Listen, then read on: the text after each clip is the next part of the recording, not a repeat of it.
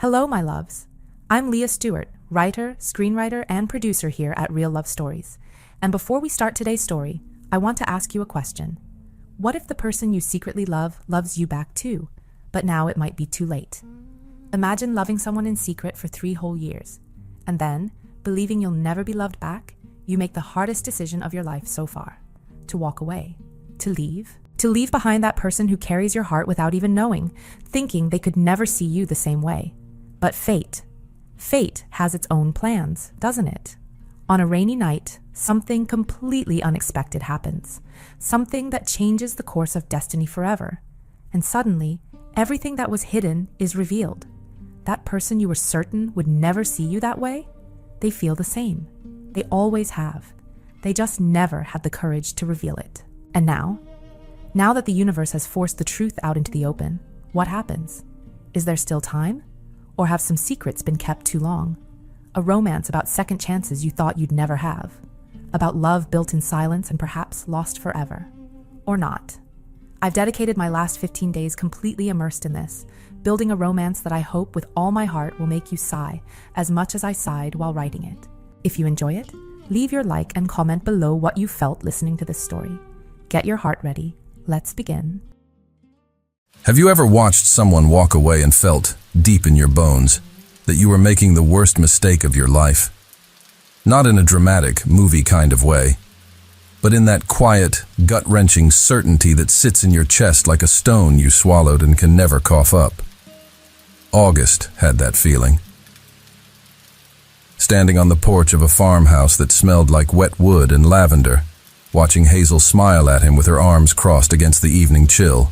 The kind of smile that said everything and nothing. The kind of smile he had memorized over 3 years without realizing he was memorizing it. He should have said something. Should have told her what her resignation had ripped open inside him. Should have grabbed her hand and admitted that he had spent the last week pretending the world made sense when it absolutely did not. But August Martin had built an entire career on saying the right thing at the right time. And tonight, when it mattered more than any boardroom negotiation, every word he knew turned to dust. So he hugged her instead. He pulled her close and held on in a way he had never held anyone. Not a polite goodbye, not a friendly pat on the back. He held her the way you hold something precious when you finally understand it has been precious all along. His arms tightened. She fit against his chest, as if that space had been carved specifically for her. And for a moment, just one fleeting, unbearable moment, she let her head rest in the curve of his neck, and he felt her breath warm against his skin. She smelled like chamomile and lavender. She always did. He kissed her forehead, slowly, letting his lips linger a second too long for it to mean nothing, and a second too short for it to mean everything he wanted it to. "See ya, Hazel. Call me if you need anything." 4 words that were supposed to be casual. They came out sounding like a prayer. Hazel stood on the porch watching him walk to his car. She didn't wave. She didn't call out. She just stood there, her fingers gripping the wooden railing, her knuckles turning white, the wind catching strands of her hair across her face. And honestly, if someone had been watching from the outside, they would have seen it.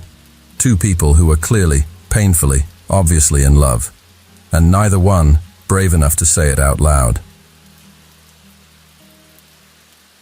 August got in the car, turned the key. The engine rumbled to life. He adjusted the rearview mirror and caught one last glimpse of Hazel on that porch, the warm light from the windows framing her like a painting he would never be able to hang anywhere but inside his own chest. He pulled out of the gravel driveway. The headlights cut through the drizzle. And he drove. The rain picked up quickly. What had been a soft patter on the roof became a relentless drumming within minutes. The wipers slashed back and forth, struggling to keep up. The country road narrowed, flanked by dark trees that bent under the wind like old men whispering secrets to each other. August drove on autopilot. His body handled the steering wheel, the brakes, the curves. But his mind was still on that porch, still feeling the warmth of Hazel against his chest, still hearing the 4 useless words he had said instead of the 3 that actually mattered. He replayed the last week in his head, her resignation letter on his desk, the way his stomach dropped, the way the office felt like a tomb every morning after she left for the day, the way he had found her notebook tucked between financial reports, and the words she had written, words she never meant for him to read, had cracked something open that he could no longer close. Feelings for someone who will never look at me that way. But he did look at her that way. He had been looking at her that way for longer than he was willing to admit. He had just buried it under schedules and contracts, and the comfortable lie that what he felt was professional admiration. The road curved. August blinked, wiped the fog from the inside of the windshield with his sleeve. He should call her tomorrow. No, he should turn the car around right now. Go back. Stand on that porch in the rain and tell her that the moment she placed that resignation letter on his desk, something inside him shattered. His phone sat in the passenger seat. He glanced at it. He could call her. Right now. Say the words. Even if they came out clumsy, even if they came out wrong. He reached for the phone. And that is when the world ended. It happened in fragments. The way a nightmare unfolds, not in one smooth motion, but in broken pieces your brain tries and fails to arrange in the right order. A shape on the road, dark, massive, standing perfectly still in the middle of the lane as if it had every right to be there. A horse. August yanked the wheel. Hard. Too hard. The tires screamed against the wet asphalt. The car lurched sideways, hydroplaning on a film of rainwater. The headlights swung wildly, painting the trees in a flash of white. Then nothing. Then white again. There was a sound. A terrible, grinding, crunching sound of metal folding in on itself. The windshield splintered into a web of cracks. Something hit his chest. The seatbelt locked and dug into his ribs like a fist. The car left the road. It rolled. Once. Twice. The world spun.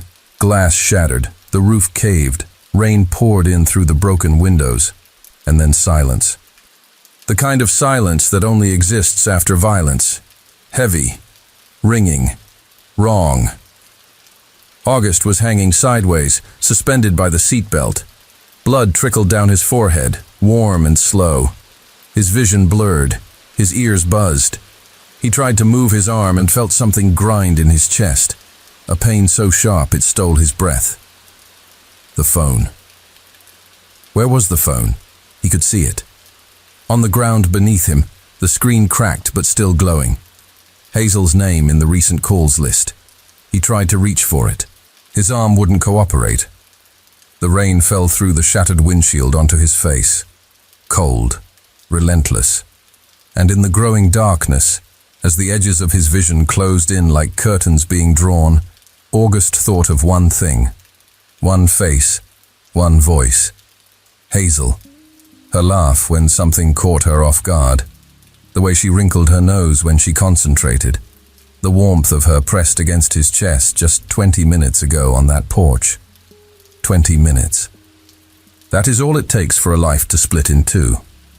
20 minutes between holding someone you love and lying broken in a ditch on a country road, wondering if you will ever see her again. The darkness swallowed him whole.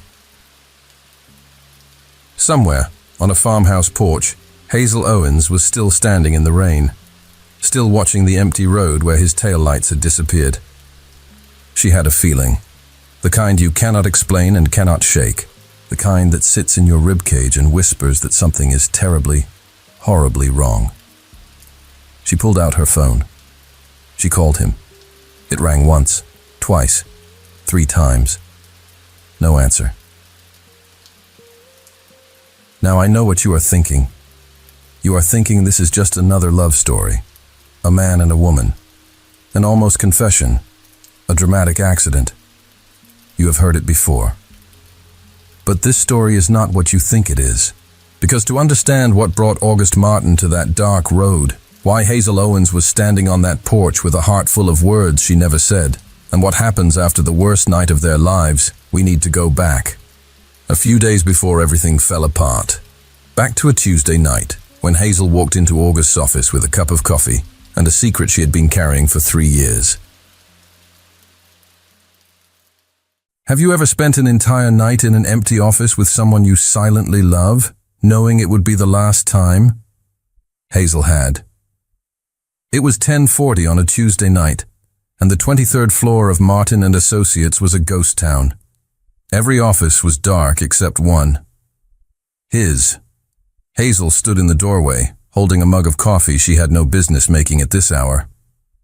But the old machine in the break room had become a kind of ritual over 3 years, and rituals are hard to break even when you know you should. Extra hot, no cream, 2 spoonfuls of sugar. A pinch of cinnamon, because she had noticed once, during a late September evening in their first year, that he stirred cinnamon into his coffee when he thought no one was watching. She had never told him she noticed. She just started doing it for him. And he never questioned why his coffee tasted different when she made it. He simply drank it. Every time. August sat behind his desk, the blue glow of the monitor painting shadows across his face. He looked tired in a way that had nothing to do with the hour. It was the kind of exhaustion that settles into the bones, the kind that a full night of sleep cannot touch, because it comes from somewhere deeper than the body. He did not notice her walk in. She studied him for a moment, the tight line of his jaw, the way his index finger tapped a restless, uneven rhythm against the edge of the desk, as if his thoughts were running too fast for the rest of him to keep up. The slight furrow between his brows that appeared whenever he carried something heavy in his mind and refused to set it down. 3 years. She had been watching this man for 3 years, learning him the way you learn a language you will never speak out loud. Hazel set the mug on the corner of his desk. The quiet clink of ceramic against glass broke whatever trance he was in. "Thanks," he murmured. Automatic. But then something shifted. His hand reached for the mug and paused.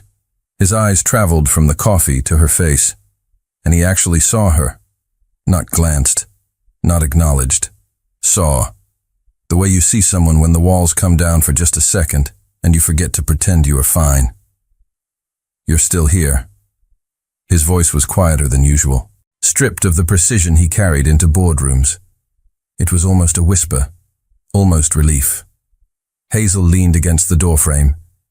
"I'm always here, August." The words left her mouth before she could catch them, and the worst part was that they were true. Painfully, embarrassingly, completely true. 3 years of being his shadow. 3 years of knowing his schedule better than he did, of reminding him about his niece Clara's birthday in Germany every March, because he would forget it every single year. Hazel had chosen the gift, wrapped it in blue paper because Clara loved blue, written a card in her own handwriting, something warm and personal, and left a blank line at the bottom for August to sign his name. He always signed it without reading what she had written. He never asked what the card said. He trusted her with that, the way he trusted her with everything, and somehow that trust was both the best and the most devastating thing about her life. August picked up the mug. He took a long sip, closed his eyes for a second. "Sit," he said. Not an order, an invitation. The kind that comes out soft when someone is too tired to perform. Hazel sat in the chair across from his desk. The leather was cold through the fabric of her skirt. They talked. Not about quarterly projections or client acquisitions or the restructuring deal that had consumed his last 3 weeks. They talked the way people talk at 11 at night when the masks have slipped and there is no audience left to perform for. August told her he was tired, not the kind of tired that sleep fixes, the kind of tired that comes from building something enormous and wondering, in the quiet hours, if any of it actually matters. "Sometimes I feel like I'm building a sand castle," he said, turning his coffee mug slowly between his palms. "You can spend hours shaping it, getting every detail right, and it might even look beautiful for a while, but all it takes is one wave, one careless, ordinary wave, and the whole thing is just sand again." Hazel watched his hands around the mug. Strong hands, steady hands, hands that signed contracts and shook hands with senators, and never, not once, trembled in a meeting. But tonight, under the blue light, they looked different. They looked like the hands of a man who was holding on to something slippery and running out of grip. She wanted to reach across the desk and cover his hands with hers. She wanted to tell him that the sandcastle was not the point, that the hours he spent building it, the care he poured into every detail, the fact that he tried at all, that was the point. That was what mattered. But she did not say any of that, because saying it would mean crossing a line she had drawn around herself 3 years ago. A line that kept her sane, a line that kept her employed, a line that kept her heart in one piece, even if only barely. So she just listened. The way she always listened. Fully. Quietly. With every part of herself turned toward him like a compass needle that could not help pointing north. And at this hour, without the armor, without the title, without the office full of people waiting for instructions, August spoke differently. His sentences loosened. His voice dropped half a register. He became the man beneath the CEO, the man she had met in a job interview 3 years ago, who had looked at her resume for exactly 4 seconds before asking, "Can you start Monday?" She had started Monday, and somewhere between that Monday and this Tuesday night, without either of them meaning for it to happen, he had stolen every single piece of her heart. Quietly, gradually. The way dawn steals the darkness, not all at once, but so gently you do not notice until the whole sky has changed. "I don't know what I'd do without you, Hazel."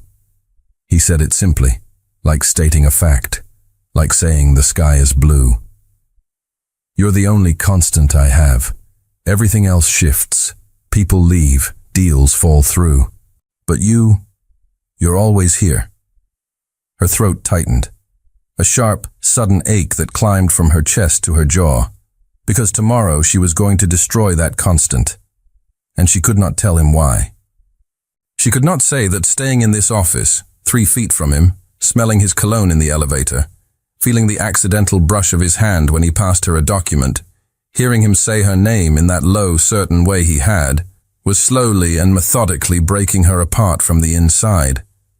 She could not say that she was in love with him, that she had been in love with him for longer than she could pinpoint, that every late night she stayed was not dedication or loyalty, but simply the inability to leave a room he was still in. "August," she began. The word came out heavier than she intended. He looked at her, waiting. She could say it now, right now. In this empty office, with the city glittering 23 floors below and the silence wrapping around them like something warm and dangerous, she could open her mouth and let the truth fall out, and let the pieces land wherever they would. But the words died somewhere between her heart and her tongue. She stood up. "I need to talk to you tomorrow. Something important." He nodded, slowly, without breaking eye contact. And there was something in that look, something searching, something that said he could feel the weight of what she was not saying, even if he could not see its shape.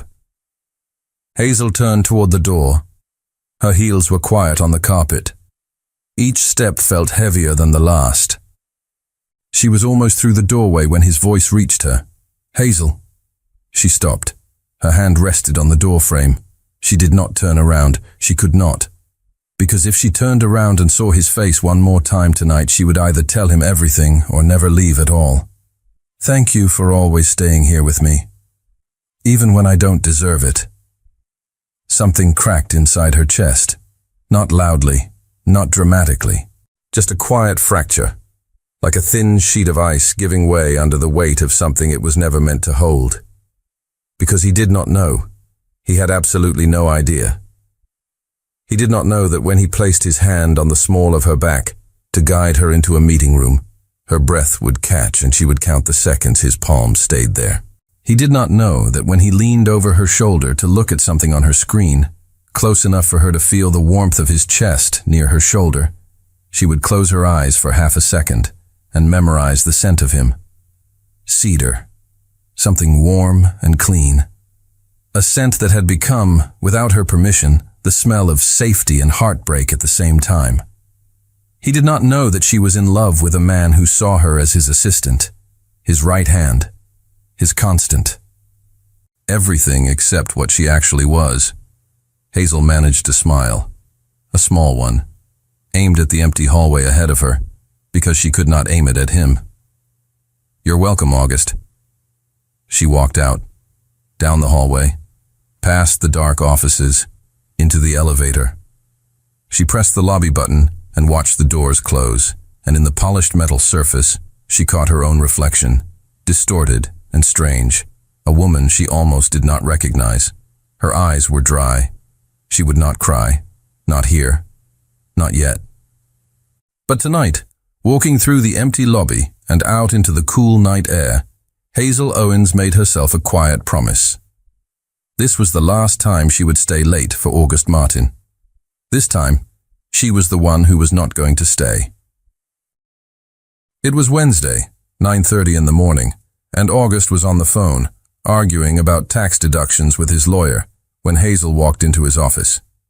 He lifted a finger, that universal gesture for just a minute, without really looking at her. It was the biggest mistake of his life, because sometimes the moments that change everything begin with the smallest of gestures, and sometimes, by the time you realize you've made a mistake, it's already too late to fix it. Hazel stood in front of his desk, waiting. 30 seconds. A minute. 2. August kept talking about percentages, legal loopholes, the kind of conversation that sounds important but deep down isn't. He used that controlled, precise tone that frightened lawyers and intimidated executives. But he had never used that tone with Hazel. He never had to.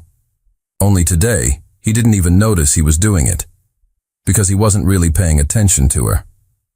"August," her voice cut through his conversation. It was firm, but there was something else underneath, something fragile. He held up his finger again, waited a moment longer. The lawyer was explaining something about regulations, and then Hazel spoke. 4 words that stopped the world. "August, I am resigning." The silence that followed wasn't gradual. It was instantaneous, like diving into a cold pool and the water instantly plugging your ears. On the other end of the line, the lawyer was still talking. August could hear the sound, could see the man's lips moving in his memory from their last meeting. But he didn't process a single word, just distant, muffled noise. He looked at Hazel. She was standing there, a crisp white letter in her hands. Company letterhead. The kind of document you recognize without even reading it. "Mr. Martin, are you still there?" August hung up the phone. He didn't say he'd call back. He just hung up. The room changed size. First, it became too small, the walls closing in. Then it became too large, a vast, empty space between him and Hazel that had never existed before. "You're..."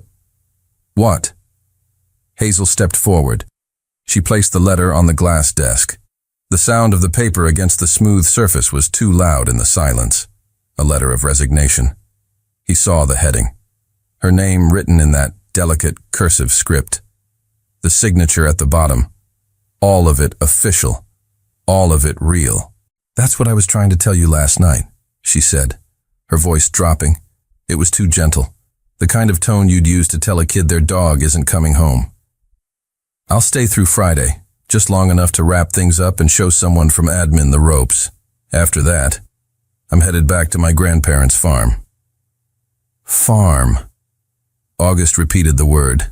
It sounded foreign, as if she had spoken in another language. "It's an hour from here, in the countryside. My grandparents are getting older, they need help with the property, and I..." She paused, took a breath. "I need a change." Have you ever stood face to face with someone and realized there was an abyss of unsaid things between you? August felt it now. He knew there was more, so much more, but he didn't know what, and he was afraid to ask. He tried to argue, tried to find the logic, because August Martin always found the logic. "Is it the salary? I'll raise it. How much do you want?" Hazel shook her head. "The workload? I'll hire someone else to help you. You don't have to do everything yourself." She shook her head again. Did someone disrespect you? Did someone treat you poorly? Tell me who. I'll handle it. It's none of that, August. Then why? His voice came out louder than he intended. Almost a shout, almost desperation. Hazel looked at him, and there was something in her gaze he couldn't decipher. Sadness, resignation, and something else. Something that looked like pain. Because I have to. Her voice was just a whisper now. That's all. I have to. I hope you can understand. He lowered his head, then looked up toward the window, nodding to her without meeting her eyes. And for the first time in a 15-year career of building corporate empires, August Martin didn't have a plan. He didn't have a strategy. He had absolutely nothing, just panic. When Hazel left the room, her footsteps as silent as they had always been, August picked up the letter.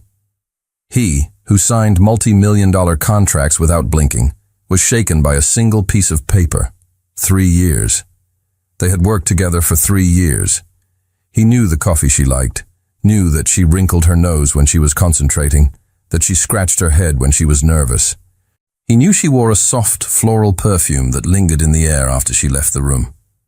And August realized, too late, always too late, that this was the first time in 3 years he had allowed himself to think about Hazel Owens outside the context of work.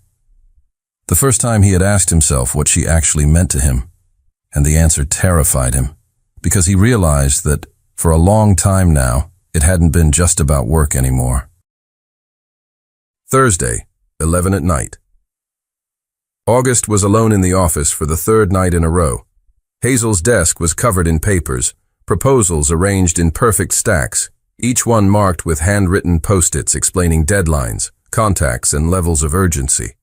Hazel's cursive handwriting was on every single one of them. It was as if she were preparing the world to keep spinning without her. He hated every inch of it. August was trying to review a contract when he saw it. In the middle of a pile of financial reports, something that didn't belong, a small notebook, its brown leather cover worn at the corners. No label, no name. He knew he shouldn't open it.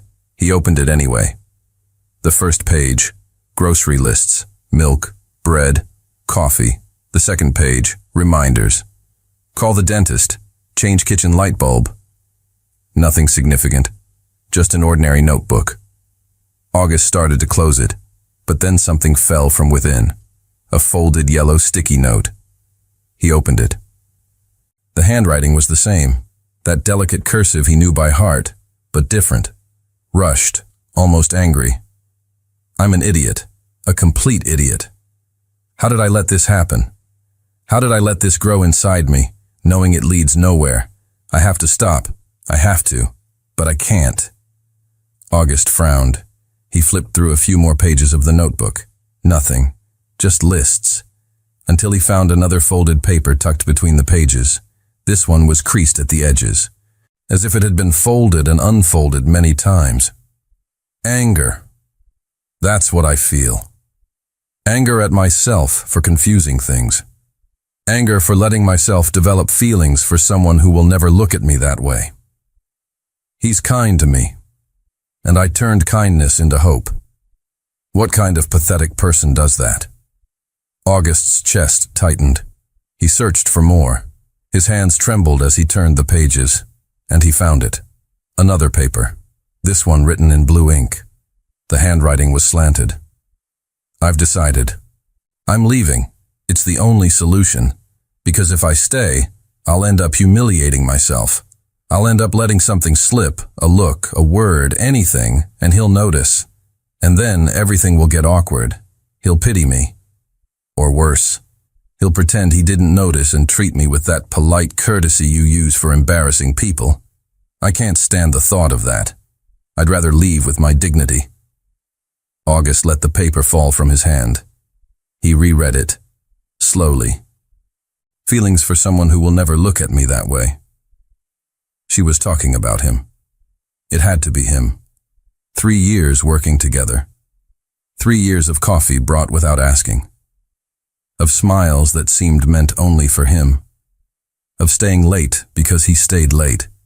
He had thought it was friendship. or professional loyalty. But it was something else. And him? What had he felt in those 3 years? August leaned back in his chair. He closed his eyes.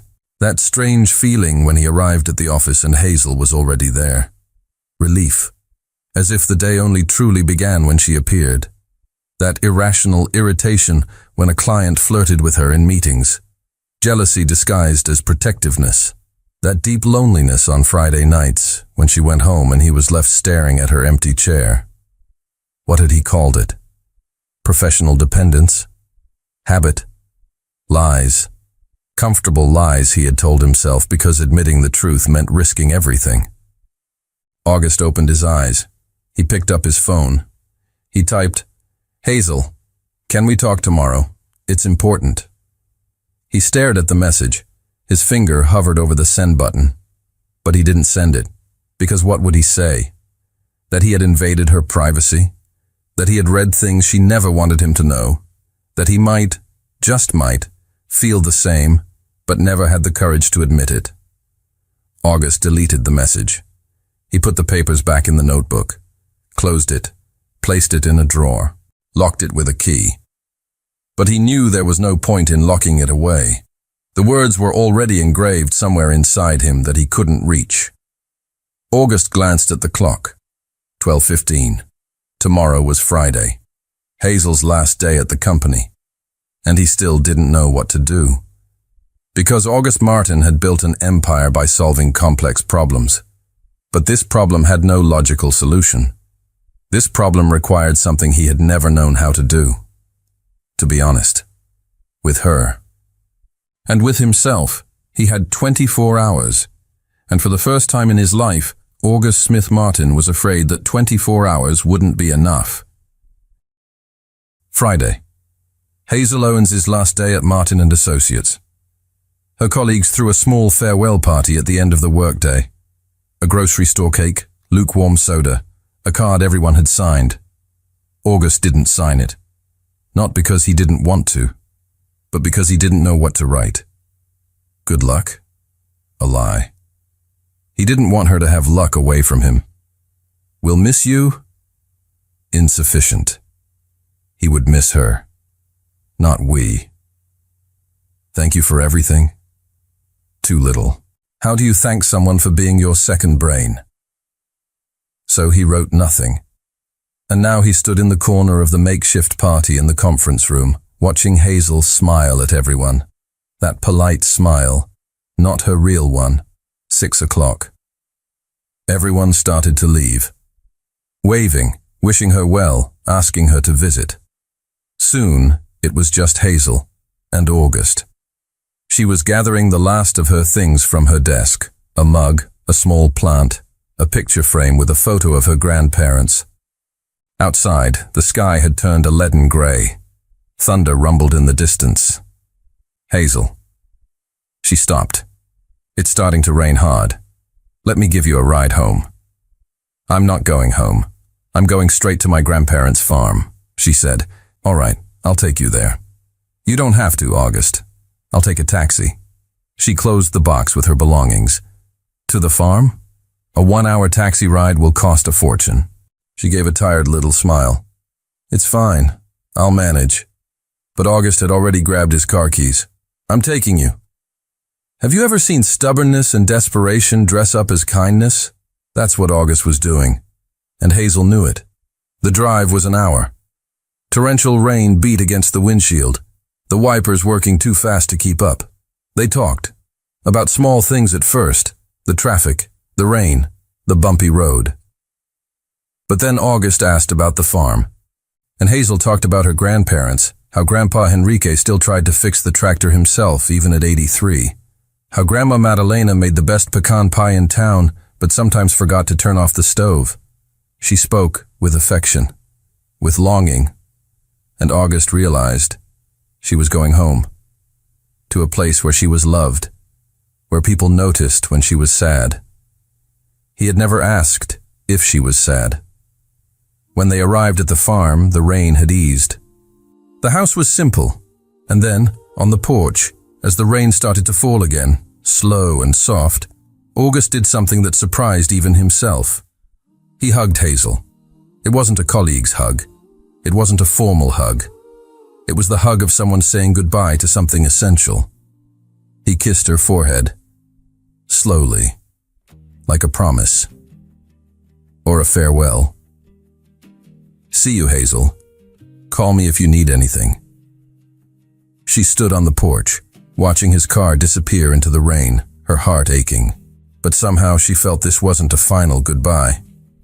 Which was funny, because fate has its own way of putting things in their proper place, even if it's painful. August drove in silence. And then, headlights, a horse on the road, a sudden screeching halt. The world turned sideways, the sound of shattering glass, the crunch of bending metal. Darkness. August only had time to think of one face before he blacked out completely. Hazel. 2:15 in the morning. Hazel's phone rang in the dark.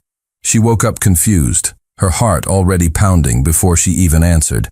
Unknown number. "Hello? Miss Owens? This is St. Aurora Hospital. You are listed as the emergency contact for Mr. August Smith Martin." Her heart froze instantly. You know that feeling when you take a hard blow, and suddenly it feels like your ears are clogged as if you're underwater and the floor disappears from beneath your feet? That was what Hazel felt. Hazel arrived at the hospital still in her pajamas, a coat thrown over them. Grandma Madalena had driven. Hazel was shaking too much to hold the steering wheel. The emergency room, the smell of antiseptic and fear. Dr. Alvarenga came in 12 minutes later. She counted every one of them. He was direct. Not unkind, but direct in the way surgeons learn to be when there is no gentle version of what needs to be said. A severe car accident. His vehicle had swerved to avoid a horse on the road, lost traction on the wet asphalt, and rolled off the shoulder into a drainage ditch. A passing truck driver had found the wreckage 40 minutes later and called emergency services. August had been unconscious when the paramedics arrived. Blunt force trauma to the head. 4 fractured ribs on the left side. They had taken him into surgery immediately. The bleeding was controlled.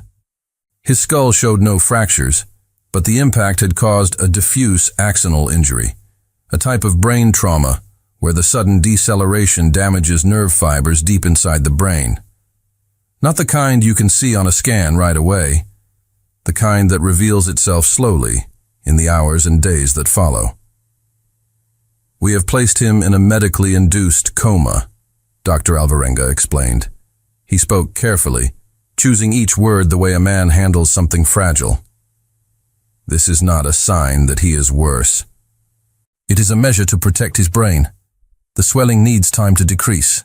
The induced coma reduces the brain's metabolic demand, gives it space to heal without the stress of consciousness." Hazel heard the words. She understood them individually. But together, arranged in that order, they formed a sentence her mind refused to fully absorb. "How long?" she asked. Her voice sounded like it belonged to someone else, someone far away. "We will reassess every 48 hours. If the swelling responds well, we may begin reducing sedation within a week, possibly 10 days. But I want to be honest with you, Miss Owens. Every brain responds differently. There are no guarantees about when or if he will wake on his own once we withdraw the medication." There it was, that word, if. "Can I see him?" They let her in. Nothing prepares you for seeing someone you love in a hospital bed. You can imagine it. You can brace yourself.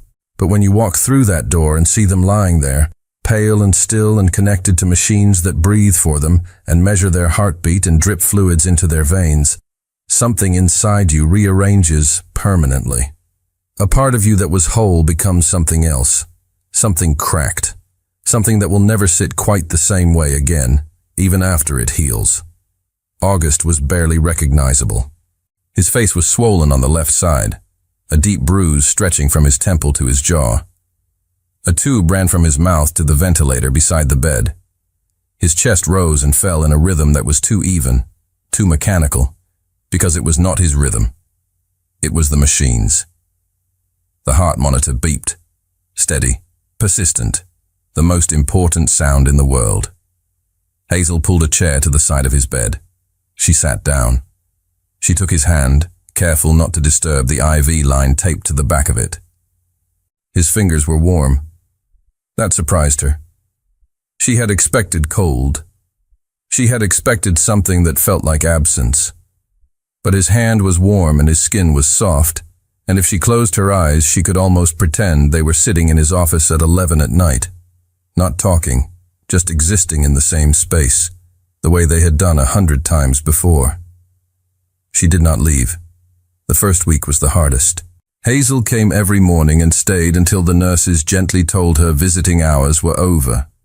She learned the rhythms of the ICU the way you learn the rhythms of a house you did not choose to live in, but cannot leave. The shift changes at 7 and 7, the quiet hum of the ventilator, the soft alarm that sounded whenever his blood pressure dipped, sending her heart into her throat until a nurse came and adjusted something, and the alarm stopped and the world resumed. She talked to him. The doctors said there was no evidence that patients in induced comas could hear, but they also said there was no evidence they could not. So Hazel talked. She told him small, silly things. That she missed arguing with him about the thermostat in his office. That she missed the sound of his footsteps in the hallway, that particular rhythm she could identify from 3 rooms away. That she missed him at breakfast, which was absurd because they had never once shared a breakfast. On the 4th day, she leaned close enough to smell the antiseptic on his skin and, underneath it, faintly, almost imperceptibly, the ghost of cedar. "You need to wake up, August," she whispered, "because I have something to tell you, and I need you to be awake to hear it. So do not take too long." On day 8, Dr. Alvarenga began reducing the sedation. Slowly, carefully, lowering the dosage in increments so small they were almost symbolic. The brain scans showed improvement. The swelling had decreased. The pressure was stabilizing. But August did not wake up. Not on day 8. Not on day 9. Not on day 10. The doctors explained that this was normal, that the transition from induced coma to natural consciousness is not a switch you flip. It is a gradual surfacing, like a diver rising slowly from deep water. The brain needs to find its own way back. Some patients take days, some take longer. Hazel waited. She read to him. She had brought a novel from her grandmother's shelf, a worn paperback with a cracked spine and coffee stains on the cover. She read chapter after chapter in a low, steady voice, not because she thought the story mattered, but because she needed him to hear something human among all the mechanical sounds, something warm, something that reminded them both that the world outside this room still existed. On day 12, his fingers moved. Not a squeeze, not a conscious gesture, just a twitch, a tiny, involuntary contraction that the nurse said could be a reflex. But Hazel felt it. She felt it in his hand that she had been holding for 12 days, and she chose to believe it was more than a reflex. On day 15, Hazel was dozing in the chair. The book had fallen from her lap, open and face down on the floor. Her hand was wrapped around his, the way it always was, her fingers laced through his in a pattern that had become as natural as breathing. And then she felt it. Not a twitch this time, a squeeze. Deliberate, weak, but deliberate. His fingers curled around hers with a pressure that was unmistakably intentional. Her eyes flew open. August? His eyelids flickered. Not open, not yet, but moving, struggling against a weight that had held them shut for over 2 weeks. She leaned forward. Her free hand found his face. She touched his cheek, gently, the way you touch something you have been terrified of losing. August, I am here. Can you hear me? A sound came from his throat. Low, raw, the sound of a voice that has not been used in 15 days trying to remember how to work. And then his eyes opened, not all at once, in slow, painful increments, blinking against the light, unfocused, searching. His pupils were dilated and confused, scanning the ceiling, the walls, the machines, none of it making sense, until they found her. And the first word that came from his mouth, hoarse and fractured, and barely louder than a breath, was her name. Hazel! The heart monitor spiked. An alarm triggered. Within seconds the room was full. Nurses. The on-call physician. Dr. Alvarenga, who had been down the hall reviewing charts and came through the door still holding his pen. Hazel was guided out of the room, gently but firmly. She stood on the other side of the glass partition, her hand still warm from holding his, and watched the medical team work. Checking his pupils, testing his responses, asking him questions she could not hear through the glass. 20 minutes, the longest 20 minutes of her life, and she had recently become an expert on long minutes. Dr. Alvarenga came out. He was not smiling, but his face had lost that careful blankness doctors wear when they are managing expectations. He is awake. He is responsive. He recognized you, which is an excellent sign for cognitive function. Hazel exhaled, a breath she had been holding for 15 days. But there was always a but. But he will need constant care for the next few months. Dr. Alvarenga, chief surgeon, mid-50s, with the weary eyes of a man who had seen too much, explained as he flipped through August's chart. Moderate head trauma. No severe neurological damage. But there were after effects. Difficulty with balance, extreme fatigue, short-term memory lapses, sensitivity to light, physical therapy, neurological follow-ups, relearning simple tasks. How long? Hazel asked. 3 to 6 months of intensive recovery, maybe more. Dr. Alvarenga said he had already contacted August's family. His parents were on a cruise along the Amalfi Coast. They would try to return, but it could take a week. His grandparents lived in Spain. His niece Clara and his sister lived in Germany. And then there was his uncle, Roderick Martin. He had shown up once, spent 15 minutes in the room, signed papers to temporarily take over the company, and informed them that he would arrange for a private nurse and a specialized care facility. A care facility. Hazel felt something cold slide down her spine. A care facility? She repeated. It's common in cases like this, the doctor explained. Patients who don't have family nearby often stay in specialized institutions during their recovery. Institution. A cold word. Clinical. Professional. Hazel imagined August, who hated hospitals, who complained about even a routine checkup, trapped in a white bed, surrounded by strangers, with no one who truly cared.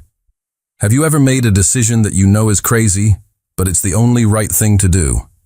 Hazel made that decision in 3 seconds. He's not going to any care facility. The doctor blinked. Miss Owens, I'll take care of him, at my grandparents' farm. Silence. Doctor. Alvarenga took off his glasses, rubbing his tired face. Do you understand that this is intensive care? Medication on a strict schedule, daily physical therapy. He can't exert himself, he can't be left alone. I know. Do you have any medical training? No, but I can learn. And my grandmother was a nurse for 30 years before she retired. The doctor studied her, searching for what? Insanity? Devotion? Maybe they were the same thing. I'll need the patient to agree, Doctor, Alvarenga said finally. And I'll need to evaluate the property to ensure it has the minimum necessary structure. But if you're truly willing, I am. August arrived at the farm on a Saturday afternoon. A private ambulance, a stretcher, a portable oxygen tank. Grandpa Henrique helped unload him. Grandma Madalena had already prepared the downstairs room.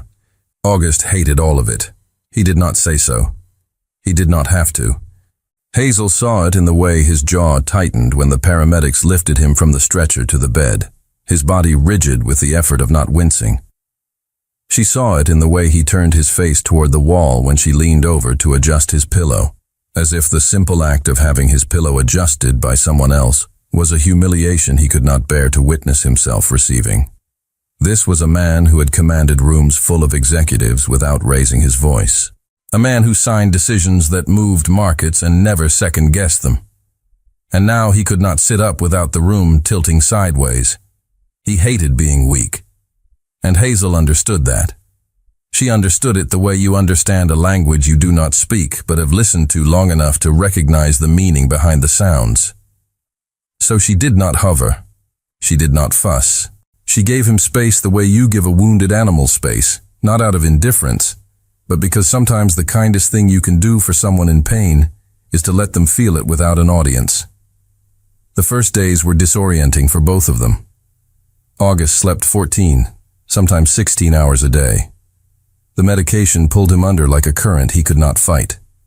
When he surfaced, he was foggy. He would ask about meetings that had happened weeks ago. He would try to reach for his phone before remembering it had been shattered in the accident. Once at 3 a.m, Hazel heard a thud and rushed in to find him on the floor beside the bed, one hand gripping the railing, his face white with pain and fury. "I was trying to get water," he said through clenched teeth, as if needing a glass of water and being unable to fetch it himself was the greatest indignity a person could suffer. Hazel helped him back into bed without saying a word.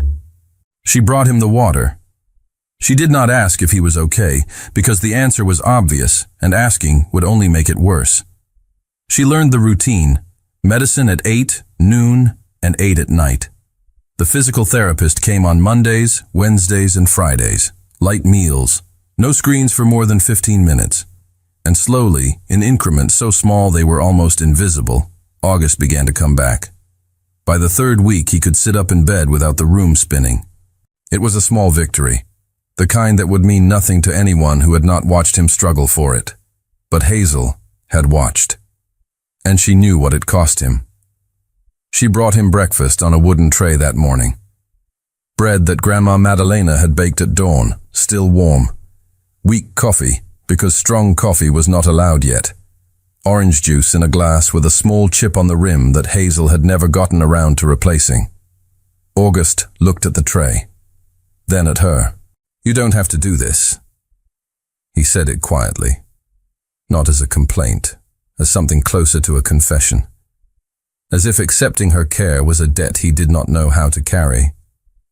"I know." Hazel placed the tray on the small table beside the bed. "But Grandma made that bread at 5 a.m. specifically because she heard you liked it yesterday. If I don't bring it, she will march in here herself, and she will bring soup too, and she will sit in that chair and watch you eat every bite. So really, I am doing you a favor." The corner of his mouth twitched, not quite a smile, but the closest thing to one she had seen in weeks. They ate together, in silence.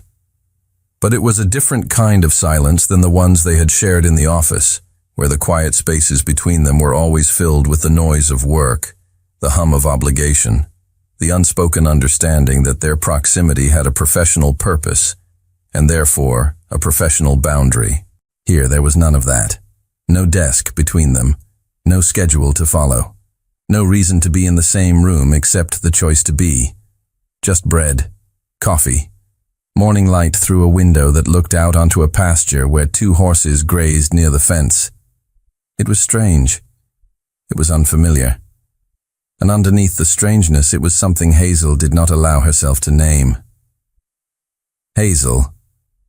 She looked up from her coffee. "Why are you still here?" The question landed softly, but she could hear what was underneath it. The thing August could not bring himself to say directly, because directness about his own feelings was a skill he had never developed. "What do you mean? You left the company. You came back to this farm to start over. You had a plan. A life." He paused. His eyes dropped to his own hand resting on the blanket. It trembled faintly, a tremor he could not always control.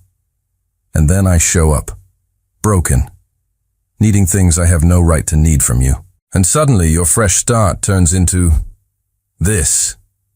He gestured vaguely at the room, the hospital bed, the oxygen tank in the corner, the pill organizer on the nightstand. You did not ruin anything, August. I did.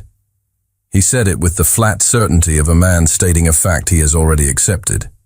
You should be living your life, not managing my medication schedule and helping me to the bathroom. Hazel set her cup down on the tray. The small sound of ceramic against wood filled the room like a punctuation mark. She could reassure him. She could say something kind and deflecting and move on. That would be the safe thing. The Hazel from the office thing. Smile, redirect, keep the boundary intact. But she was not in the office anymore, and the boundary she had drawn around herself for 3 years had been erased the night her phone rang at 2 a.m. and a stranger told her August was in surgery. Do you want me to leave? She asked. Not a challenge, a real question. She needed to know. No. The word came out before he could shape it. Too fast. Too raw. He caught himself and looked away, his jaw working, as if the honesty of his own response had embarrassed him. No, I do not understand why you stayed. You had every reason to walk away. You resigned. You said goodbye. And then this happened, and instead of letting someone else deal with it, you brought me here. Into your home. Into your family. I have been trying to find the logic in that for 3 weeks, and I cannot. Hazel was quiet for a moment. She looked at the window, at the horses outside, at the way the morning light turned the grass into something that almost glowed. There is no logic in it, she said finally. That is what you cannot find, because it is not a logical thing. She turned back to him. When I got that phone call, August, I thought you were dead. For about 40 seconds, between the moment the woman said, "There has been an accident," and the moment she said, "He is in surgery," I believed you were gone. And in those 40 seconds, every single thing I had been telling myself for 3 years, every reason I had built for leaving, every wall I put up to protect myself from what I felt, all of it disappeared, just like that. Like it had never existed. Her voice did not waver, but her hands, resting on her knees, pressed hard enough that her knuckles whitened. I realized that I could put 1,000 miles between us, and it would not matter. I could change my job, my city, my entire life. And the first time someone told me you were hurt, I would drop everything and come running. Because that is what you do when you care about someone in a way that does not follow rules or logic or self-preservation. She paused. So no, there is no rational explanation for why I am here. I am here because the alternative was not being here, and I could not live with that. The room was very still. August looked at her, and there was something in his expression she had never seen before. Not in 3 years of reading his face across conference tables and late-night offices. It was not gratitude. It was not surprise. It was the look of a man who has just been handed something he did not believe he deserved and does not know whether to hold it tightly or set it down before he breaks it. Hazel, you do not have to say anything. She stood up, gathering the tray. Her movements were steady, practiced, the movements of a woman who had learned long ago how to hold herself together by keeping her hands busy. I did not say it because I expected something back. I said it because you asked. And I am tired of answering that question with anything other than the truth. She was almost at the door when his voice stopped her. Hazel.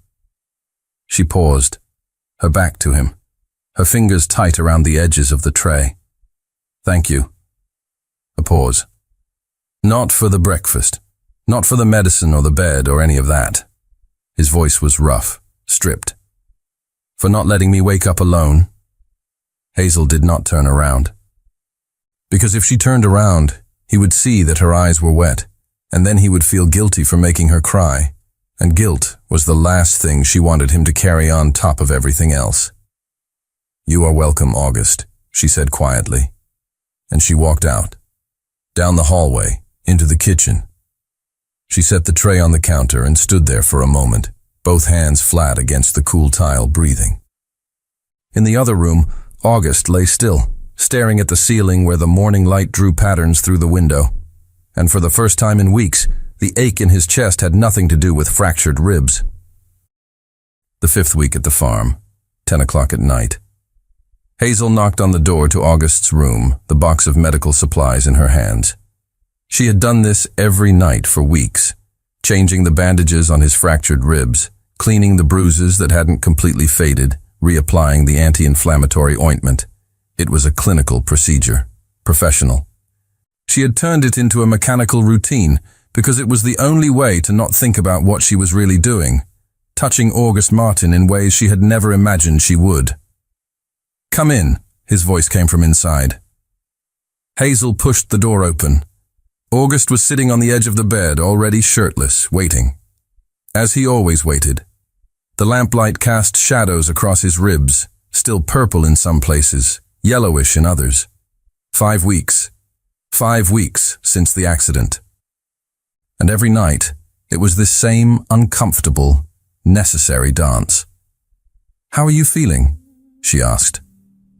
Her voice was professional, nurse mode activated. "Better." He gave that half smile. "The physical therapist said I'm making surprising progress." "Stubbornness," Hazel murmured, opening the box. "You've always been stubborn."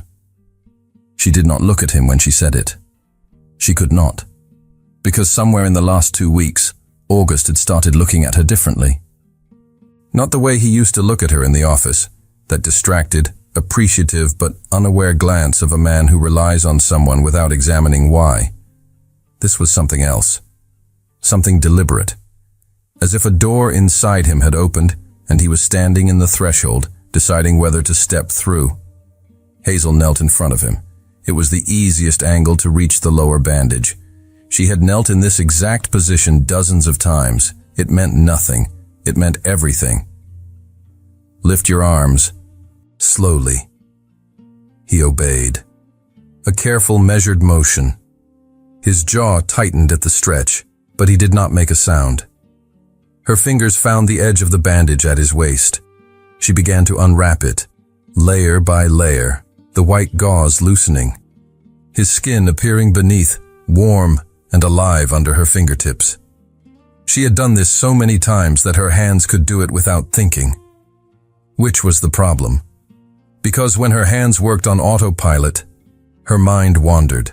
And tonight, her mind was wandering to dangerous places. The bandage came free. She set it aside. His skin looked good. The bruising was almost gone. The incision was healing clean. "Does this hurt?" She pressed gently along the rib line, feeling for any swelling or tenderness. "No." His voice had dropped. Just slightly, just enough for her to notice. "Not anymore." Hazel reached for the saline. She soaked a cotton pad and began to clean the area around the incision.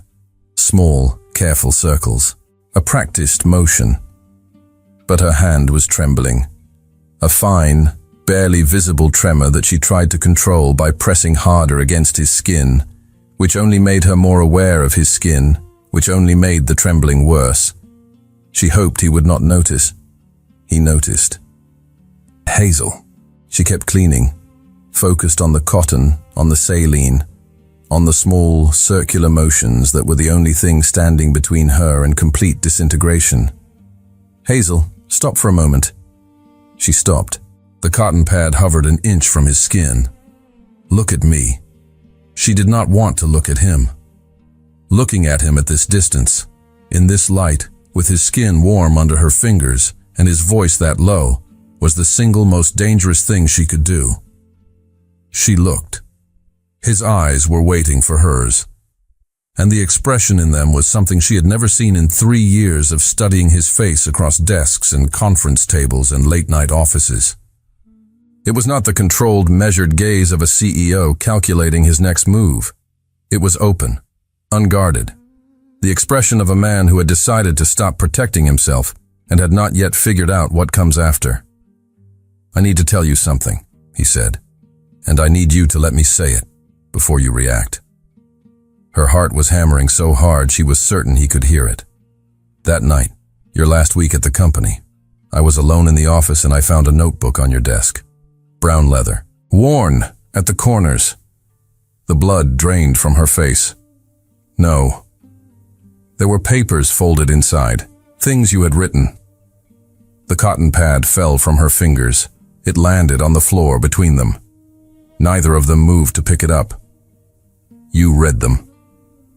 It was not a question. Her voice sounded hollow, distant, as if it were coming from the bottom of a well. I read them. He held her gaze. He did not look away. He did not soften it or apologize or try to ease the blow. He simply held steady, as if he owed her that much. And I have been carrying what I read ever since, pretending I had not seen it, pretending I did not know. But I cannot do that anymore. Not after everything. Not after being here with you for 5 weeks, watching you take care of me while I sat on a secret that belongs to both of us. Hazel's instinct was to stand, to leave the room, to put distance between herself and the most exposed she had ever felt in her life. But her body would not cooperate. Her knees stayed on the floor. Her hands stayed in her lap. As if some part of her, deeper than pride, deeper than fear, understood that running from this moment would be the last lie she would ever be able to live with. You wrote that you were angry at yourself, August continued. His voice was quiet, measured. But she could see the effort it cost him, the way his hands gripped the edge of the mattress as if he needed something solid to hold on to. For developing feelings for someone who would never look at you that way.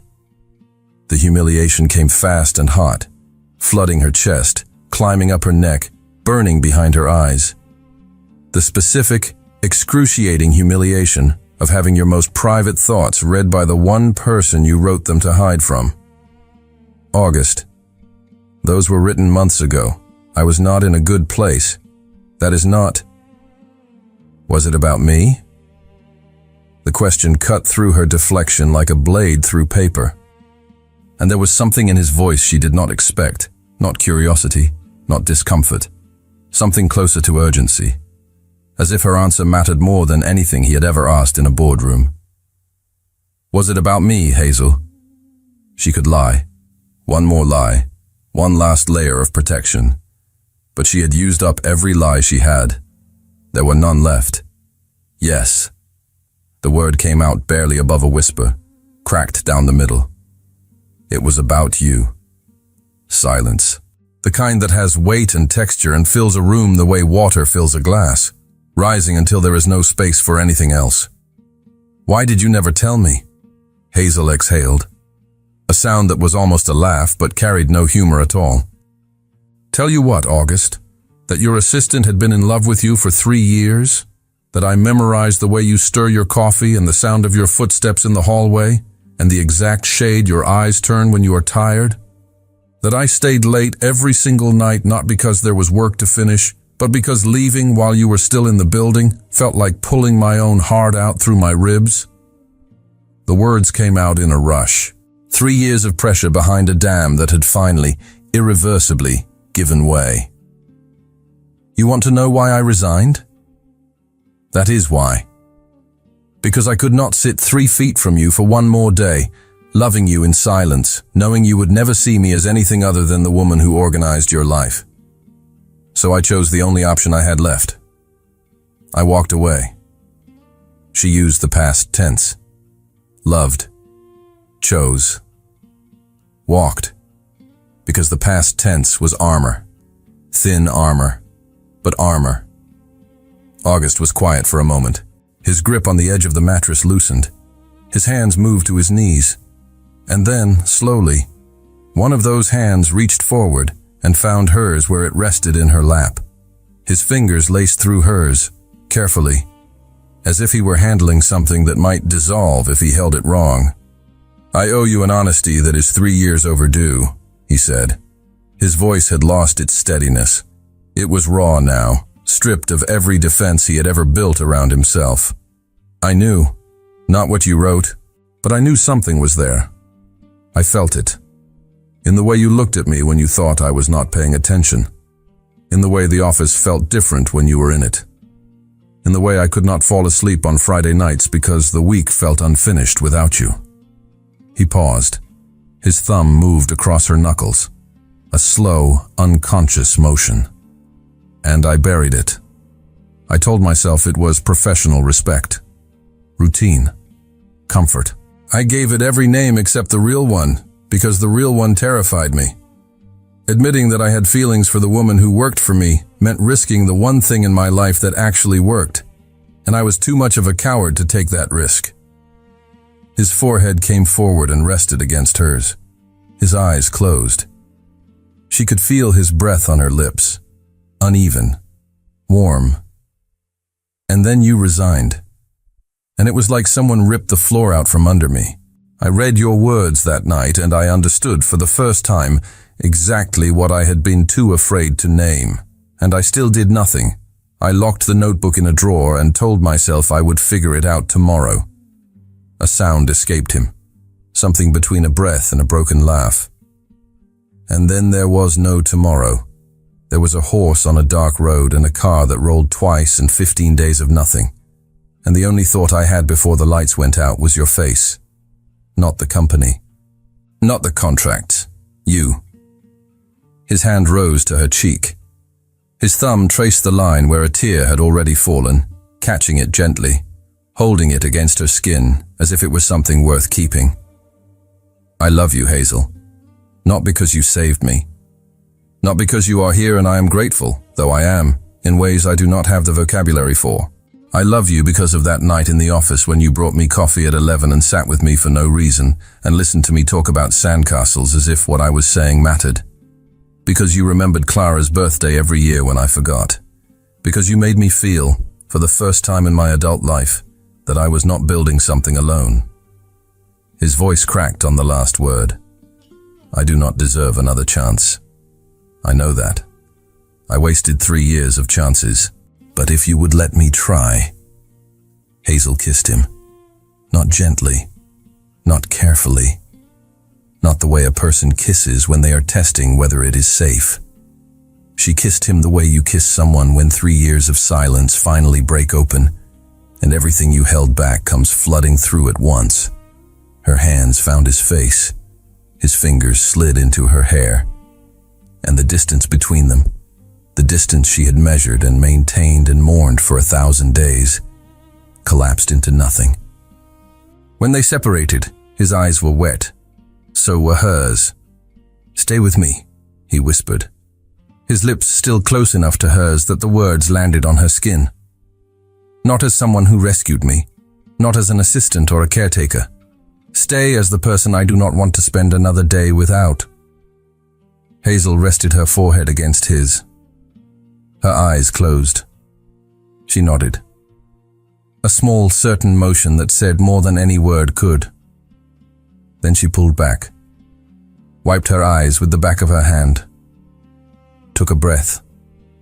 Let me finish this bandage, she said softly, before I completely forget what I came in here to do. August almost smiled. A real one this time. 3 months after the accident, August stood on the farmhouse porch, alone, looking at the horizon where the city lights twinkled in the distance.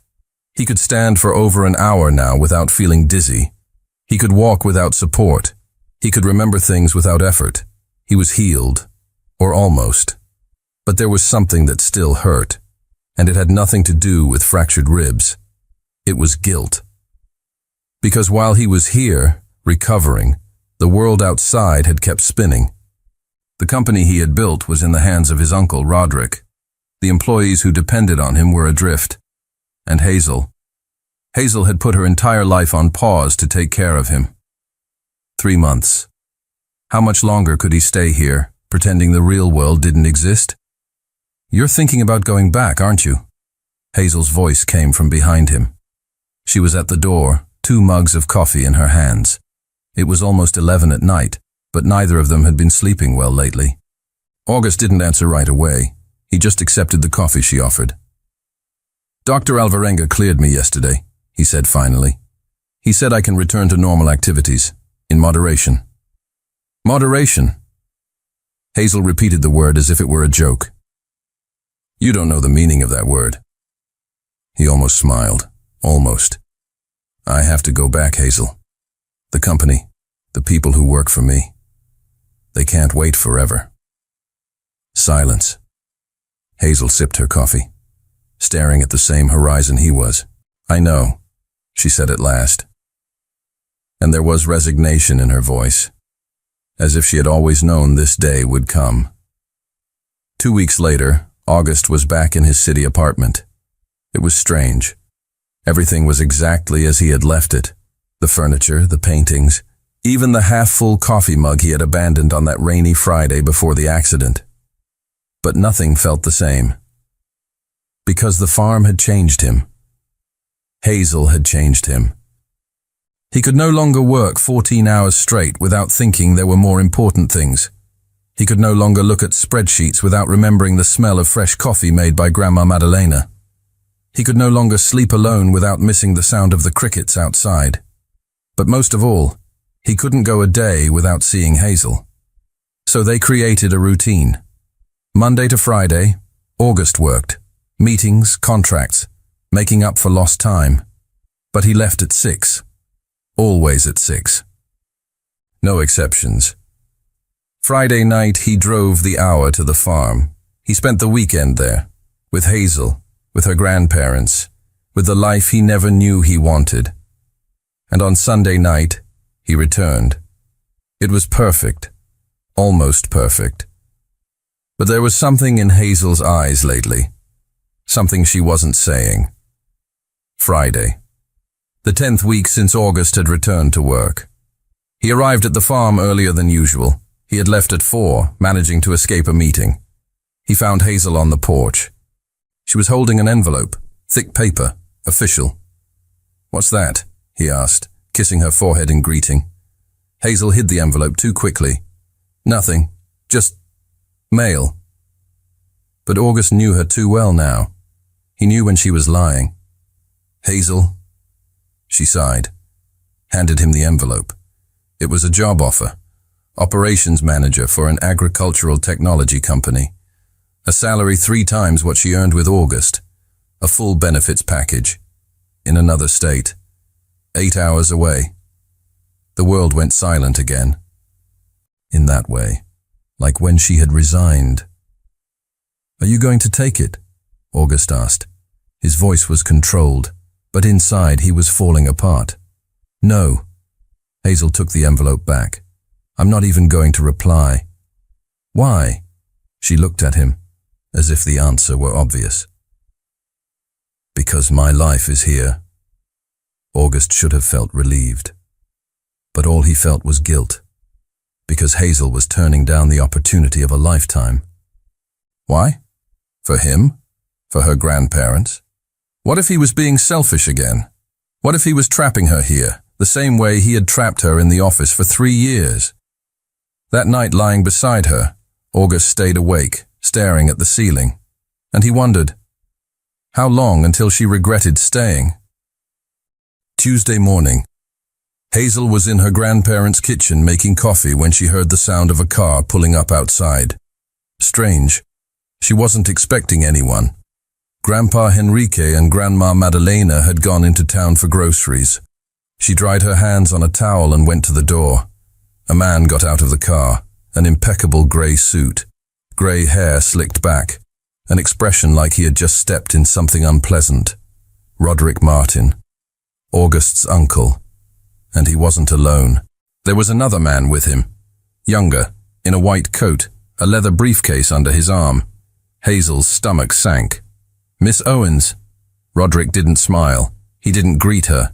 He just stated her name. "We need to talk." Hazel didn't invite them in. She stood on the porch, arms crossed. "About what?"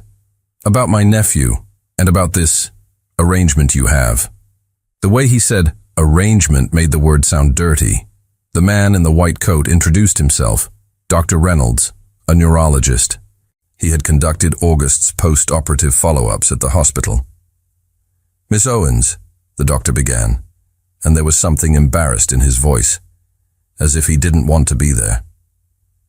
I need to inform you about some after effects of Mr. Martin's accident that you may not be aware of. Hazel felt her heart speed up. What after effects? Dr. Reynolds opened his briefcase. He showed her reports, test results. Technical words Hazel didn't fully understand, but she grasped enough. Mild impairment of executive function, difficulty in assessing risks, a tendency toward impulsive decisions, heightened emotional vulnerability. What does that mean? Hazel asked, but she already knew. She knew from the way Roderick was looking at her. It means, Roderick replied, stepping closer, that my nephew is not in a full capacity to make important decisions, especially emotional ones. The words landed like bombs. Are you implying that... Hazel couldn't finish the sentence. I'm saying, Roderick drew nearer, that it's all too convenient. You were his assistant. He has an accident. You rescue him. And now, coincidentally, you're in a relationship. It's not like that, isn't it? Roderick raised an eyebrow. Because to me, it looks like you took advantage of his vulnerability, of a man who was debilitated, confused, and grateful for any kindness. I love August. The words came out firm, but Hazel felt something crack inside her. Love. Roderick laughed, a humorless sound. Or opportunism. You worked for him for 3 years with nothing happening. Suddenly he nearly dies, becomes dependent on you, and now you're together? Forgive my skepticism. Dr. Reynolds intervened, more gently. Miss Owens, we are not questioning your intentions. But Mr. Martin went through a significant trauma, both physical and psychological. It's possible that his feelings are a response to the trauma. Gratitude mistaken for love. Dependency interpreted as connection. Hazel felt the floor disappear from under her feet. Are you saying that what August feels for me isn't real? We are saying, Roderick answered, that perhaps he isn't in a condition to know if it's real or not. The truth was, he had his own plans for August. Roderick wanted August to eventually marry a woman of his choosing, so he could indirectly manipulate his nephew's decisions. And Hazel was a stone in his path. Hazel looked at the reports. She read them again and again. Hazel stepped back. I need you to leave. Think about his future, Roderick said before he left. August has a company, responsibilities, a legacy. He can't build that trapped here on a farm because of misinterpreted gratitude. They left. Hazel stood on the porch, alone. And for the first time in months, she allowed herself the question she'd been avoiding. What if they're right? What if August didn't really choose her? What if all of this, the I love you, the kiss, the weekends together, was just the consequence of a damaged brain trying to heal? That night, when August called to say goodnight as he always did, Hazel almost told him. Almost. But she didn't, because she was afraid of the answer. Hazel didn't sleep that night. She lay awake, staring at the ceiling, the conversation with Roderick playing on a loop in her head. She picked up her phone. She searched. She read everything she could find about traumatic brain injury and its emotional after effects. And the more she read, the worse it got, because it made sense. August had never shown any romantic interest in her before the accident. 3 years working together. 3 years of her being silently in love. And him? Nothing. Until the accident. Until she took care of him. Saved him. What if his uncle was right? What if what August felt was just gratitude, emotional dependency? Friday. August arrived at the farm, excited. He had bought tickets for a concert next month. 2 of them. For them. It's a symphony orchestra, he said, smiling in that way that still made her heart leap. You mentioned once that you'd never been to a concert like this. So... Hazel looked at the tickets. He was planning a future with her, and all she could think was, what if it's all a lie? August, she began. I know. Classical music can be boring for some people, but I thought, I got a job offer. He stopped. I know, the one you turned down. I'm thinking of accepting it. Silence. His smile died slowly, like a candle being extinguished. What? Hazel didn't look at him. If she looked, she would fall apart. It's a good opportunity. A very good one. And I think I should take it. But you said your life was here. I know what I said. Her voice came out colder than she intended. But I've thought it over, and I think it's time for me to move on. August reached for her hand. She pulled away. Hazel, what's going on? We were fine. We were living in a fantasy. The words escaped before she could stop them. You recovering, me taking care of you. But real life is back, August. You're back at work. And I need to do the same. Then go. His voice was just a whisper now, broken. Go work there. We'll find a way. I'll drive to you. You'll come here. No. Hazel finally looked at him, and she forced her heart to harden. It won't work. 8 hours apart. Both of us with demanding careers? That's not sustainable. So what are you saying? Hot tears streamed down her face, but she didn't look away. I'm saying that maybe we confuse things. I took care of you. You were grateful. And we turned it into something it wasn't. August recoiled as if he'd been slapped. You don't believe that? I do. No, you don't. Look me in the eyes and tell me you don't love me. Hazel could do it. She could lie. But she couldn't. So she said something else. Something worse. It doesn't matter if I love you. It matters if it's right. And this, us, it's not. Silence. August stood there, looking at her as if she were a stranger. When are you leaving? He finally asked. His voice was empty. Next Friday. So this is what you really want? Yes. She didn't even try to complete the sentence, knowing she couldn't. He nodded. Once, mechanically. Then I guess this is it. August grabbed his car keys. He left without looking back. When the sound of the engine faded into the distance, Hazel fell apart. She collapsed onto the porch floor. Sobs tore through her chest. Grandma Madalena came out of the house. She sat down beside her. She didn't ask anything. She just held her. And Hazel cried. She cried for doing what she thought was the right thing, even if the right thing was tearing her apart from the inside.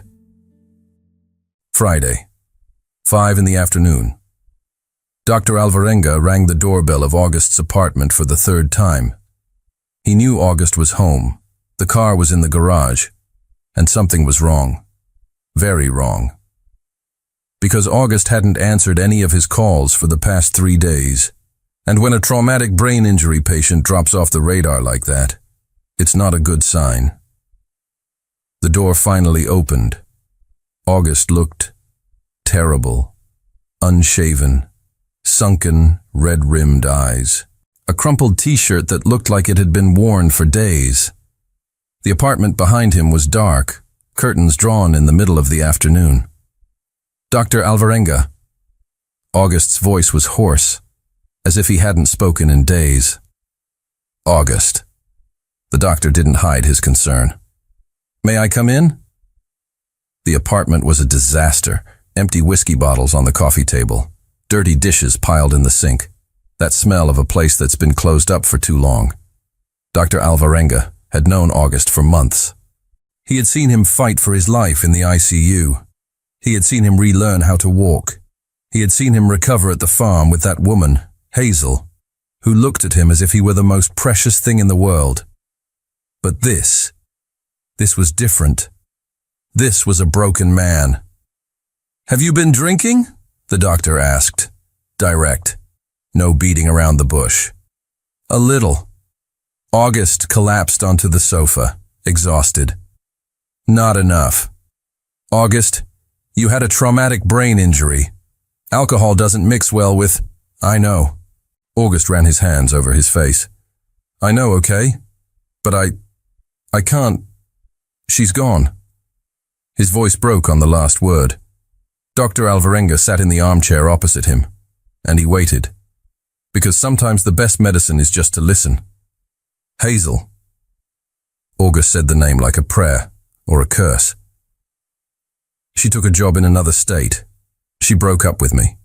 Said we had confused things, that I was just grateful, that we turned care into love. The doctor frowned. And you believe that? I don't know what to believe. August shot up, agitated. She seemed so sure, so convinced, as if she had thought it all through and concluded that we were a mistake. Silence. Dr. Alvarenga observed his patient, the way he paced back and forth, nervous, lost, and then a piece fell into place. August, did someone talk to her? About the accident? About after effects? August stopped pacing. What do you mean? Dr. Alvarenga sighed. A long, heavy sound. I need to tell you something, and you're not going to like it. He told him. Everything. How Roderick Martin had shown up at his office 2 weeks ago. How he had insisted that Dr. Reynolds, the neurologist who signed August's final discharge papers, accompany him on a courtesy visit to the farm. How Roderick wanted them to explain to Hazel about August's emotional after effects, heightened vulnerability, difficulty in assessing risks, intense attachment to a primary caregiver. I said no, Dr. Alvarenga explained, his voice firm. I told him it would be unethical, that you are completely recovered mentally, that there is no evidence of any impairment in your ability to make emotional decisions. August felt the blood run cold in his veins. But they went to the farm anyway. They showed her reports, Dr. Alvarenga continued. Reports I never signed. Test results that don't exist. They may have planted the idea in her head that you weren't in a condition to choose to be with her, that what you felt was just a consequence of the trauma. August stood frozen, processing. And then the anger came, hot, brutal. That bastard! August. He did that? He manipulated her? Lied to her? Apparently so. August grabbed his phone. He dialed his uncle's number. Roderick answered on the third ring. August, what a surprise. You went to see Hazel. It wasn't a question. It was an accusation. You and that doctor, you lied to her about my condition. A pause on the other end. Then Roderick's calm, cold voice. I protected you from a bad decision. That woman was taking advantage of your vulnerability. Someone had to... August hung up. Before he said something he couldn't take back. He looked at Dr. Alvarenga. That's why she left. Not because she didn't love me, but because she thought I hadn't chosen her for myself. The doctor nodded. August looked at the clock on the wall. 6:15 in the evening. Friday. And then he remembered. Hazel had said she was leaving on Friday. Today. August grabbed his car keys desperately. August, I don't know if... I have to go to her. I need her to know the truth. Dr. Alvarenga saw the desperation in his patient's eyes, and he made a decision. You're going to drive in this state? I'll drive to hell if I have to. Then I'm going with you, for safety, and you can tell me her address on the way. They rushed out. August grabbed his phone. He called the farm. Grandma Madalena answered. Grandma, it's August. Is Hazel still there? A pause. She left about 20 minutes ago, dear, for the airport. Her flight is at 8:30. She'll get to the airport in about 40 minutes or so. Why?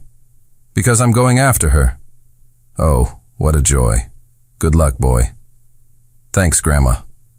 He had an hour. Maybe less. 1 hour to undo the lie that had destroyed everything. 1 hour to reach the woman he loved before she disappeared forever. The airport was crowded. It always is. A Friday night, the eve of a weekend, everyone traveling. Hazel stood in the check-in line with a small suitcase and a heart too heavy to fit in her chest. She hadn't cried on the way here. She hadn't allowed it. Because if she started, she wouldn't stop. Grandma Madalena had offered to drive her. Hazel had refused. She'd called a taxi. Goodbyes were hard enough without having to see the look in her grandmother's eyes, saying everything she wasn't saying out loud. "You're making a mistake." But it wasn't a mistake. It was the right thing to do. At least, that's what Hazel kept telling herself as she moved forward in the line. It's the right thing. To set August free. To let him live without the weight of a gratitude he had mistaken for love. To let him find someone he truly chose when his brain was completely healed. It's the right thing. So why did it feel so wrong? "Next!" Hazel approached the counter. She handed over her ID. The agent typed, then smiled that professional, empty smile. "Carry on only?" "Yes." "Perfect. Gate 23. Have a good flight." Hazel took the boarding pass. Gate 23. She should go straight to the gate. Go through security. Sit. Wait. Board. Leave. But her feet wouldn't move. Because a part of her, a foolish, desperate, pathetic part, seemed to still be waiting. Waiting for what? For August to come running. For him to at least come say goodbye. This isn't a movie, Hazel. This is real life. And in real life, sometimes you have to let go of the person you love if it's for their own good. She took a deep breath and started walking toward security. August arrived at the airport, frantic. He parked the car in the loading zone. Forbidden, but he didn't care. Dr. Alvarenga stayed in the car, ready to move it if necessary. August ran. He hadn't run since before the accident. The doctors had told him not to engage in intense physical exertion yet. But he didn't care. He ran anyway. He burst through the automatic doors. He looked around. Hundreds of people. Suitcases. Noise. Chaos. Where was she? He pulled out his phone. He called Hazel. It went straight to voicemail.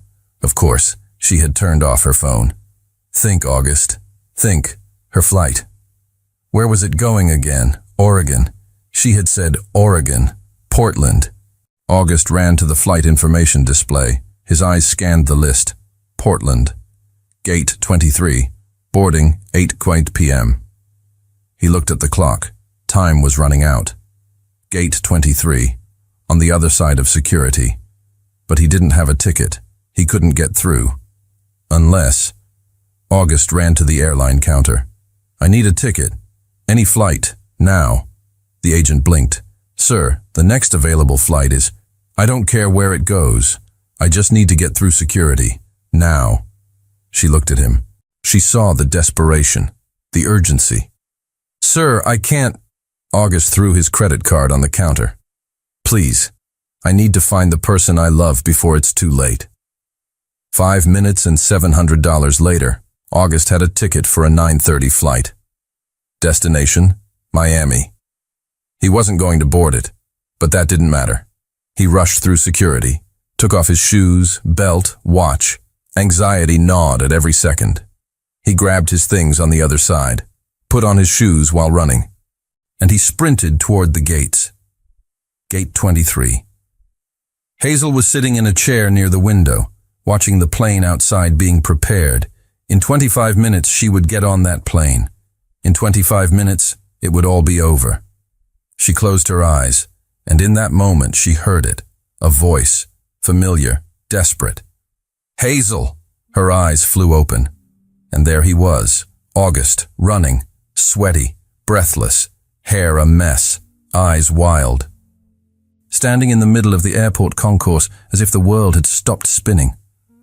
Hazel stood up, slowly, uncertainly. Was this real? "August, what are you doing here?" He walked toward her, quick, urgent steps. He stopped just inches away. "I know." The words came out ragged, torn at the edges by the run and by something deeper than physical exhaustion. He was still trying to catch his breath, one hand pressed against his ribs where the fractures had healed, but the memory of them had not. "I know what my uncle did. What he told you." Hazel went still. The kind of still that is not calm, but the opposite of calm. The kind of still a person becomes when the ground beneath them shifts and they do not yet know which direction they are falling. I spoke with Dr. Alvarenga. He told me everything. About Roderick. About the reports he showed you. About the lies, Hazel. Every single one of them. The noise of the airport continued around them. Announcements, rolling suitcases, the hum of 1,000 strangers moving toward 1,000 different destinations.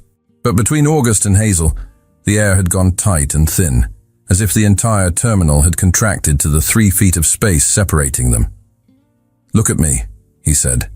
Not a demand. A plea dressed in the clothing of one. She looked. And the moment their eyes met, whatever wall she had spent 2 weeks building brick by careful brick started to crack. Because his face was open in a way she had never seen it.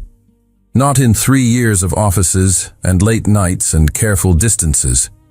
Every defense he had ever carried, the control, the composure, the practiced steadiness that made boardrooms go quiet when he spoke, all of it was gone. What stood in front of her was just a man, afraid, certain, and completely, terrifyingly honest. "Everything my uncle told you was a lie." His voice was low but clear, cutting through the noise the way only truth can. "There are no emotional after effects. There is no impaired judgment. I am not a damaged man confusing gratitude for love. Dr. Alvarenga never signed those reports. They do not exist. Roderick fabricated them because he wanted you gone, and he knew the only way to make you leave was to convince you that what I felt was not real." A tear slid down Hazel's cheek. She did not wipe it away. She did not move at all. August stepped closer. His hands rose to her face, slowly, giving her every chance to pull back. She did not pull back. His palms settled against her cheeks, his thumbs resting just below her eyes, and the warmth of his hands against her skin was so familiar and so unbearable that her breath caught audibly. "I love you," he said. And the words did not come out polished or rehearsed. They came out the way a confession comes out when it has been locked inside someone for too long. Rough, uneven, shaking. "Not because you took care of me. Not because you sat by my bed for 15 days or changed my bandages or read me novels I pretended not to listen to. I love you because you are Hazel. The woman who brought me coffee with cinnamon because she noticed I liked it and never once mentioned that she noticed. The woman who remembered my niece's birthday every year and wrote cards so warm that Clara thinks her uncle actually has a heart. The woman who sat with me at 11 at night and listened to me talk about sandcastles and somehow made me feel like what I was saying mattered." His thumbs caught another tear as it fell. "I wasted 3 years. 3 years of having you right there 3 feet away every single day, and I was too afraid to cross that distance. Too busy telling myself comfortable lies about professionalism and boundaries and all the reasons it was safer not to feel what I was already feeling." His voice cracked. He did not try to fix it. "And then you resigned, and I found your notebook, and I read words you never meant for me to see, and they broke something open inside me that I have not been able to close since, and I still did nothing. I locked the notebook in a drawer and told myself I would figure it out. And then a horse stepped onto a dark road and I spent 15 days in a coma, and the last thought I had before the world went black was that I had run out of time to tell you." He rested his forehead against hers, his eyes closed. She could feel his breath on her lips, warm and unsteady. "I am not letting you walk through that gate. Not because I want to stop you, but because you deserve to know the truth before you decide. And the truth is that my uncle lied to you. And the truth is that I loved you before the accident. And the truth is that I am standing in this airport with a ticket to Miami that I am never going to use, because the only place I want to go is wherever you are." Silence. Not the silence of an airport, which is never truly silent, but the silence between two people who have finally stopped hiding from each other. The silence that happens when every wall has fallen and there is nothing left but the raw, terrifying, beautiful space between one heart and another. "Please," August whispered, and his voice broke on the word, the way glass breaks all at once, completely, irreversibly. "Stay with me." Hazel's eyes were closed. Tears ran freely down her face, over his thumbs, between his fingers. Her hands found his wrists and held on. "August, what if he was right about one thing?" Her voice was barely audible. "What if you only think you love me because I was there when you were at your lowest? What if this is just—" "Then explain the notebook." She opened her eyes. "Explain why I could not sleep the night I read your words. Explain why my chest felt like it had caved in when you placed that resignation letter on my desk. Explain why I drove an hour in the rain to take you to the farm when I could have called you a car. Explain why I kissed your forehead on that porch and spent 20 minutes driving in the dark, trying to find the courage to turn around and come back." He pulled back just enough to look into her eyes, and what she saw there was not desperation. It was not the frantic, unstable energy of a man acting on impulse. It was the quietest, steadiest thing she had ever seen. Certainty. "The accident did not create what I feel for you, Hazel. It just took away every excuse I had for ignoring it." The loudspeaker crackled overhead. "Attention passengers on Flight 447 to Portland. We are now boarding all remaining groups. All passengers should proceed to Gate 23 at this time." Hazel looked toward the gate. The line of passengers was thinning. A flight attendant stood at the entrance, scanning boarding passes with practiced efficiency. Through the window, the plane waited on the tarmac, lit from beneath, its engines already humming. She looked at the boarding pass in her hand. She looked at August, and she saw it clearly. Not through the fog of doubt that Roderick had planted, not through the fear that had driven her to this airport. She saw him. The man who had sat across from her for 3 years and never once made her feel small. The man who talked about sandcastles at midnight because she was the only person in his life he trusted enough to be honest with.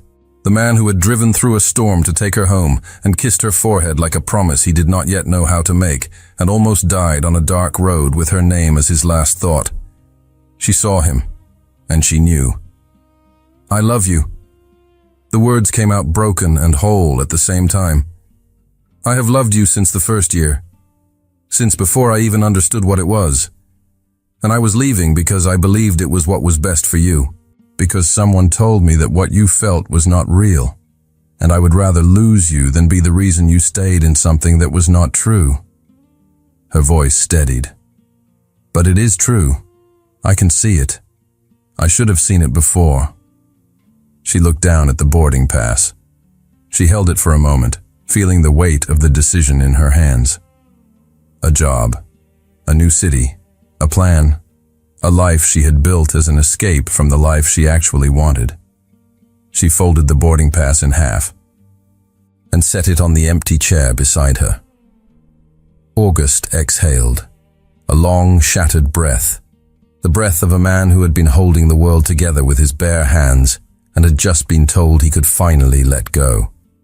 He kissed her, not urgently this time, not with the frantic desperation of a man who had sprinted through an airport.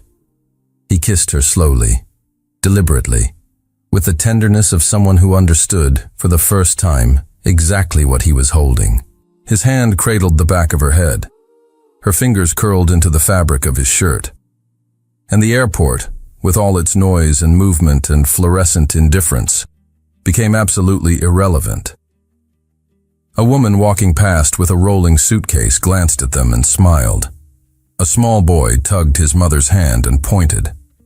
Somewhere behind them, the gate agent made the final boarding call for Portland, and neither of them heard it.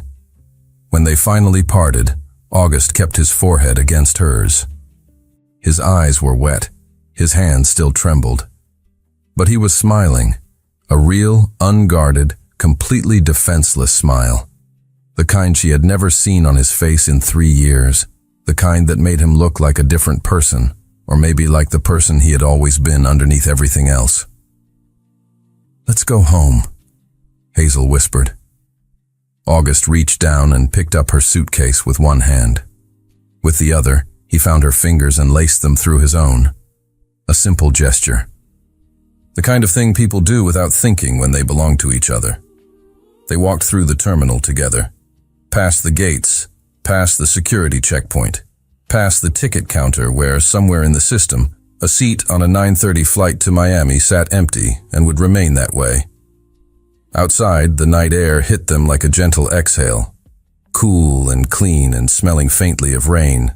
Doctor, Alvarenga was leaning against August's car in the loading zone, arms crossed, pretending to look at his phone but clearly watching the terminal doors. When he saw them walk out together, hand in hand, he straightened up. A quiet nod, the kind of nod that says everything without wasting a single word. August opened the passenger door for Hazel. She climbed in. He put her suitcase in the back. He walked around to the driver's side, and before he got in, he paused, just for a second. He looked at the airport behind them, at the planes lifting off into the dark sky, carrying people to cities where they would start new jobs and new lives and new chapters. And then he looked at Hazel through the windshield. She was watching him. That quiet, steady gaze. The one that had been 3 feet away from him for 3 years while he pretended not to see it. He got in the car. He turned the key. "Ready?" he asked. Hazel looked at him, and she smiled. Not the polite, measured smile she had worn like a uniform for 3 years. A real one. The kind that starts somewhere deep in the chest and rises slowly, warming everything it touches on the way up. "I have been ready for a long time, August." He pulled out of the loading zone and onto the highway. The road stretched ahead of them, dark and open and leading toward the countryside.